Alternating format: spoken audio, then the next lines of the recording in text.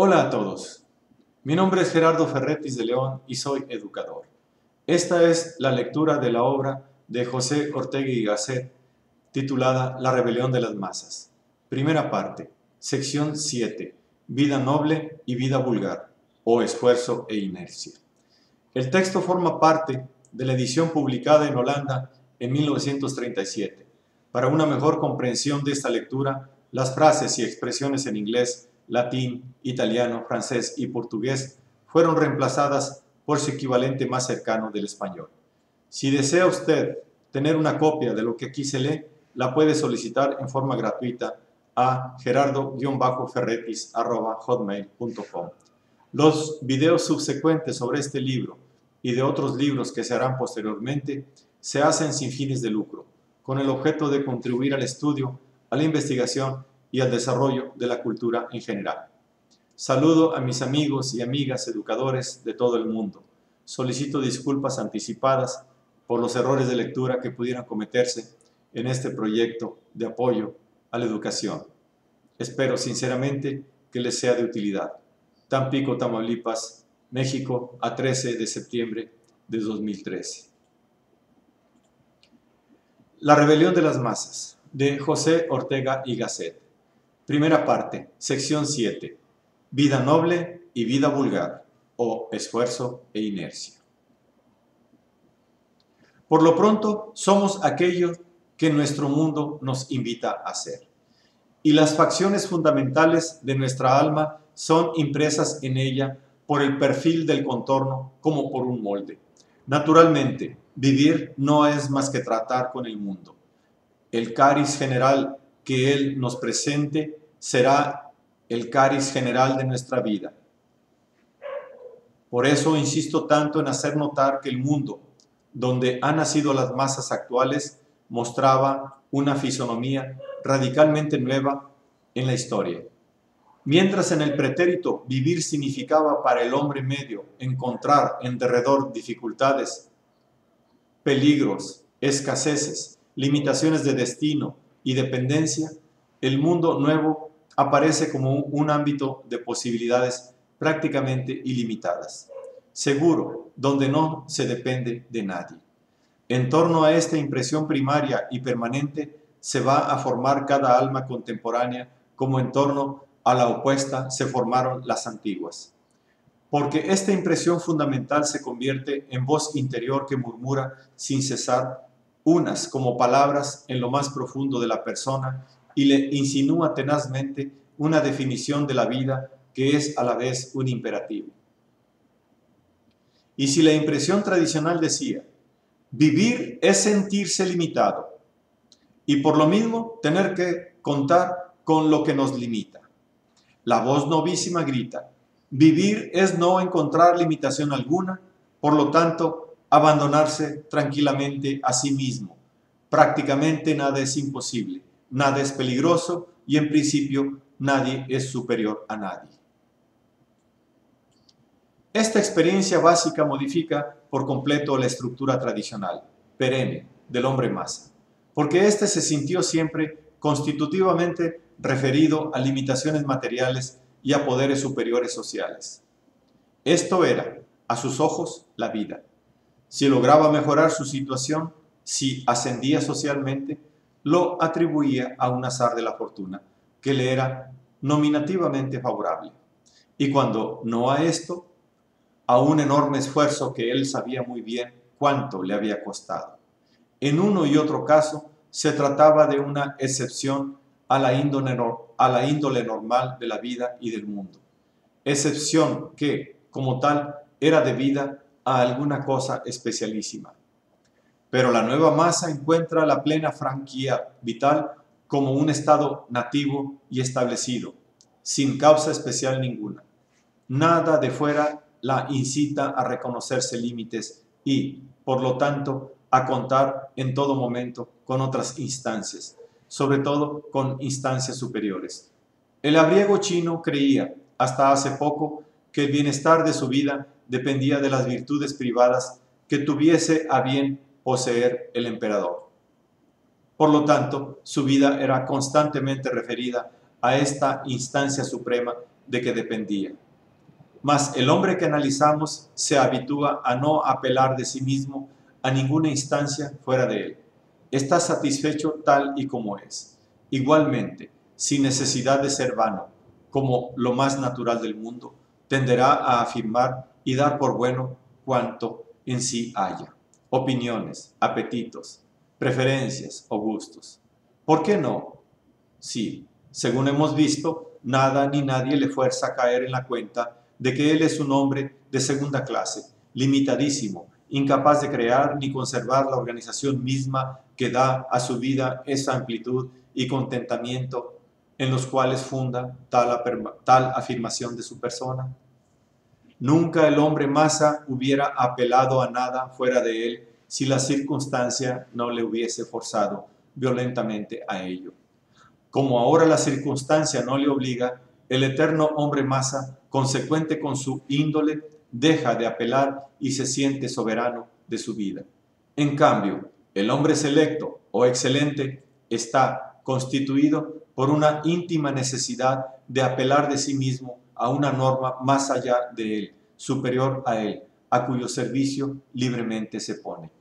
Recuérdese que al comienzo distinguíamos al hombre excelente del hombre vulgar, diciendo que aquel es el que se exige mucho a sí mismo y este, el que no se exige nada, sino que se contenta con lo que es y está encantado consigo.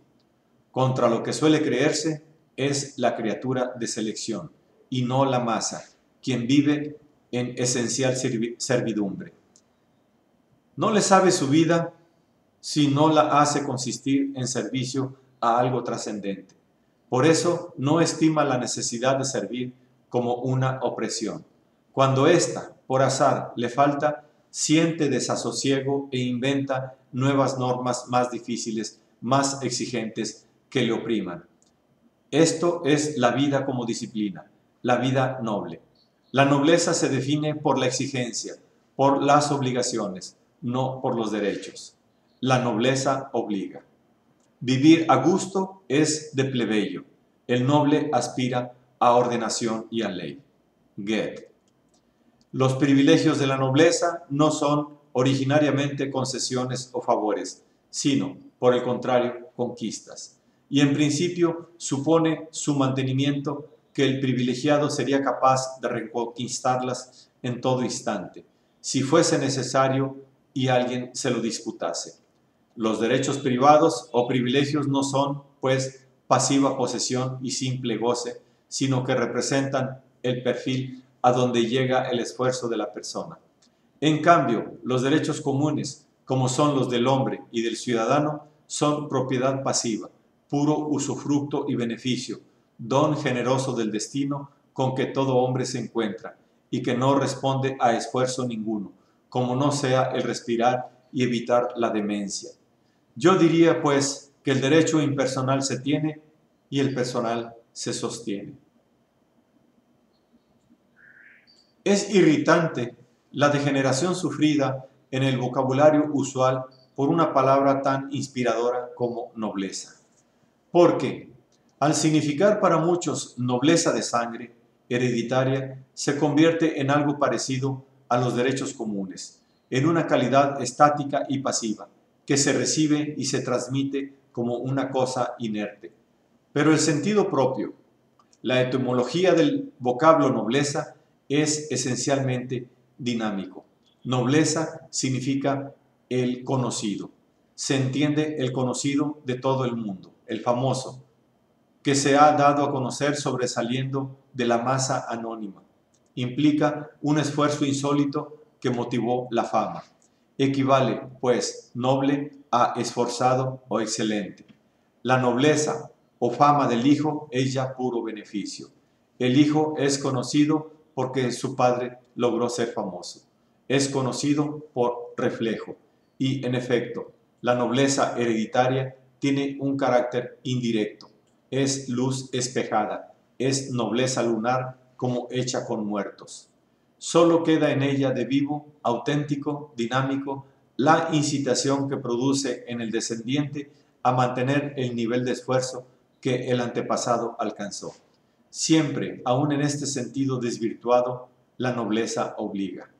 El noble originario se obliga a sí mismo y al noble hereditario le obliga la herencia. Hay en todas partes cierta contradicción en el traspaso de la nobleza, desde el noble inicial a sus sucesores.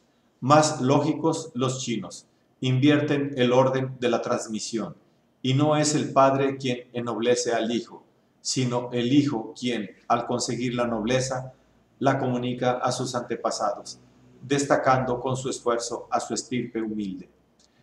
Por eso, al conceder los rasgos de nobleza, se gradúan por el número de generaciones atrás que quedan prestigiadas, y hay quien solo hace noble a su padre y quien alarga su fama hasta el 5º o 10º abuelo.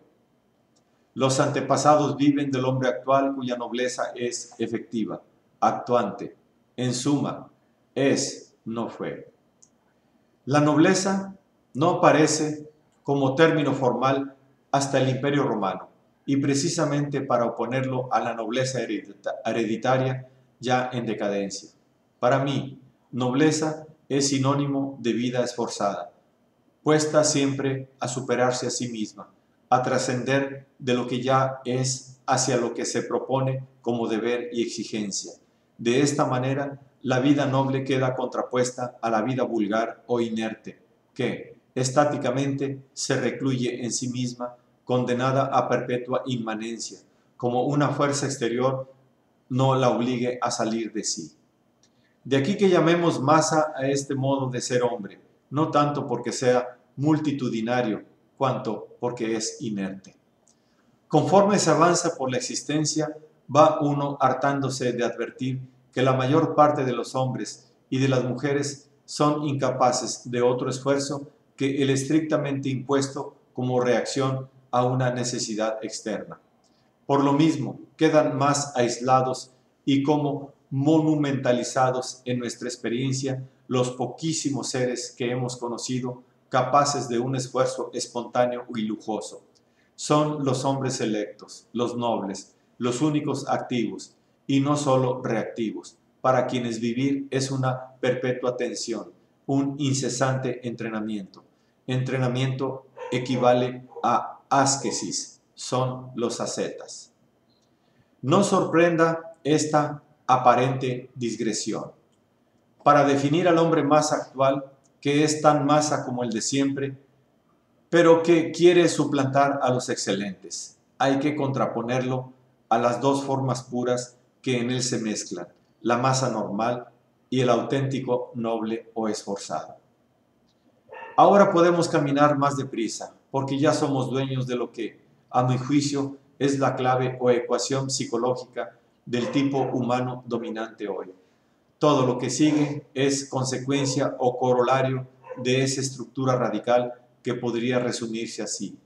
El mundo organizado por el siglo XIX, al producir automáticamente un hombre nuevo, ha metido en él formidables apetitos, poderosos medios de todo orden para satisfacerlos, económicos, corporales, higiene, salud media superior a la de todos los tiempos, civiles y técnicos. Entiendo por estos la enormidad de conocimientos parciales y de eficiencia práctica que hoy tiene el hombre medio y de que siempre careció en el pasado.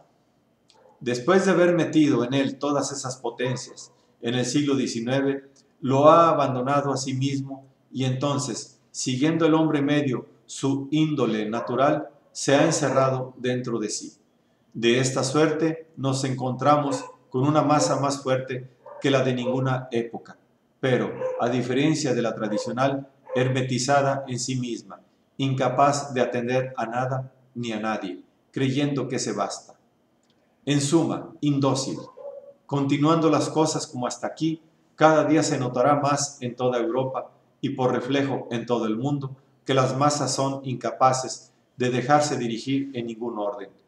En las horas difíciles que llegan para nuestro continente, es posible que súbitamente angustiadas tengan un momento la buena voluntad de aceptar en ciertas materias especialmente premiosas la dirección de minorías superiores. Pero aún esa buena voluntad fracasará. porque la textura radical de su alma está hecha de hermetismo e indocilidad, porque les falta de nacimiento la función de atender a lo que está más allá de ellas, sean hechos, sean personas. Querrán seguir a alguien y no podrán. Querrán oír y descubrirán que son sordas. Por otra parte, es ilusorio pensar que el hombre medio vulgar, que el hombre medio vigente, por mucho que haya ascendido su nivel vital en comparación con el de otros tiempos, va a poder regir por sí mismo el proceso de civilización. Digo proceso, no ya progreso. El simple proceso de mantener la civilización actual es superlativamente complejo y requiere sutilezas incalculables. Mal puede gobernarlo este hombre medio que ha aprendido a usar muchos aparatos de civilización, pero que se caracteriza por ignorar de raíz los principios mismos de la civilización. Reitero al lector que, paciente, haya leído hasta aquí, la conveniencia de no entender todos estos enunciados, atribuyéndoles desde luego un significado político. La actividad política, que es de toda la vida pública la más eficiente y la más visible, es en cambio la postrera, resultante de otras más íntimas e impalpables. Así, la indocilidad política no sería grave si no proviniese de una más honda y decisiva indocilidad intelectual y moral. Por eso, mientras no hayamos analizado esta, faltará la última claridad al teorema de este ensayo. Termina La rebelión de las masas de José Ortega y Gasset.